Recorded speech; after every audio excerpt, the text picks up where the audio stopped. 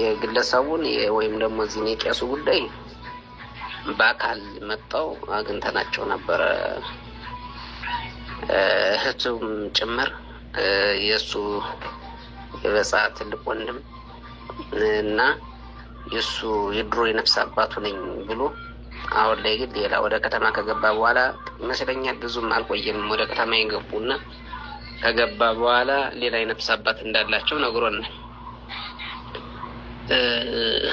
ቄሱ ወንጀለኛ መሆኑን የኛ ተቋሙ አረጋግጦ አስሮ ሻሹን አስወልቆ መስቀሉን ቀምቶ ነፍስ አባቱ መጣው ነው እንግዲህ። ቢሆንም ሲለቀቅ እንኳን ቢለቀቅ ሌላ በቤተ ክህነት ክስ ቤተ ክርስቲያን ራሷን ችላ ክሱን አቅርባ መረጃውን ተቀብላ ከፋኖ ተቋም ሰውየው ወይም ግለሰቡ ላይ ህጋዊ እርምጃ የምትወስደው ስልጣነ ክህነቱ ልታነሳው ትችላለች። ጊዜያዊ እግድ ልታግደው ትችላለች። በሌላ መሰል ቅጣቶች ልቀጣ ትችላለች። ያ የቤተ ክህነቱ ስራ ነው የሚሆነው። አሁን ላይ እኛ ላይ ያለው ምንድን ነው? ከመረጃ ከማስረጃ አንጻር አስሮ ማስተማር፣ አስሮ ማስተካከል፣ አስሮ ትናንት ያጠፋውን ጥፋት መማሪያ እንዲሆኑ ማድረግ፣ ለሌሎችም ካህናት ለሌሎችም ዲያቆናት ትምህርት እንዲሆናቸው ማድረግ የኛ ተግባርና ዋና ስራ ነው የሚሆነው። ነገር ግን እለት እለት ፍቱት የሚል እለት እለት አትፍቱት የሚል ውዝግብግብ ያለ በጣም አስቸጋሪ የሆነ ማህበረሰብ ነው። ፍቱት የሚለው ይበዛል፣ አትፍቱት የሚል ደግሞ አሉ።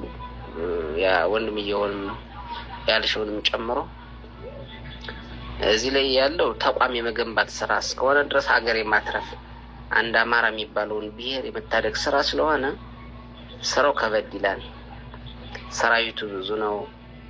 ቁስለኛ አለ፣ ራበን የሚል ሰራዊት አለ፣ ዕለታዊ ግጭት አለ፣ የጠላት እንቅስቃሴ አለ። ይሄንና መሰል የያዝነው ኃላፊነት ከባድ እስከሆነ ድረስ በአግባቡ ማስተናገድ ይከብዳል። ያ ማለት መበሳጨት ይኖራል፣ ሰው ስለሆነ መቆጣት ይኖራል፣ ቶሎ ሲደወልብን መሰልቸት ይኖራል። እኛ የያዝነው ስራ የእውነት ስራ እስከሆነ ድረስ እውነት እስከ መጨረሻው ድረስ ፍጻሜውን ማየት ነው ከእናንተ የሚጠበቀው፣ ከሌሎችም የሚጠበቀው። ፍቱት ስላሉ የሚፈታ አይደለም። ግን ያን ባለመረዳት ቶሎ እንትን ሲሉ የመሰላቸት ባህሪ እንጂ ወንጀለኛውንማ በድልሃል ተብሎ በቁጥጥር ስር ውሎ እየታረመ ነው።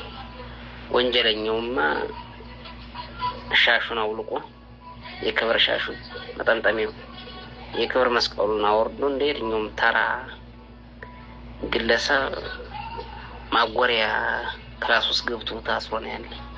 የሚወጣው ለሽንቱ ብቻ ነው። ስለዚህ አሁን ላይ በትዕግስት ቢሆን ታግሶ ነገሮችን ማየት የተሻለ ነው። ለበለጠ ግን በጣም ሰውየው በቤተ ክህነቱ በኩል መጠየቅ ስላለበት እዛም ድረስ እናደርሳለን ብለን አስበናል። የትኛውንም እንትን እንረዳችኋለን። ፊታችሁን ሳየው ስደነግጣል። ፊትሽ ላብ አለ፣ በረሃ ነው። ብቻ ታሳዝናላችሁ። እንግዲህ ሀገር ነጻ ሲሆን የእውነት ገዳዮቻችን